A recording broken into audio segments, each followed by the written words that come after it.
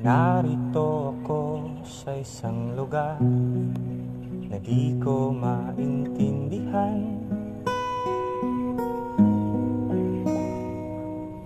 Nakikipagsapalaran sa buhay na ang hantungan ay kawalan.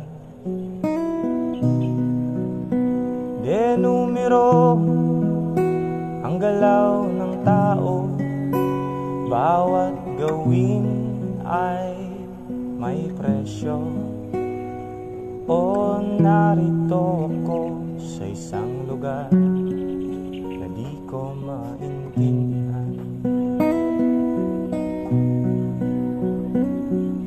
Daing ng tao'y di pinapansin, nililipad ng hangin.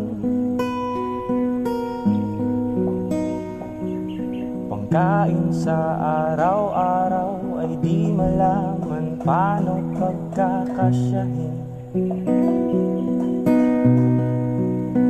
Lalong yumayaman ang mga mayaman, lalong naghihirap ang mga mahirap. O narito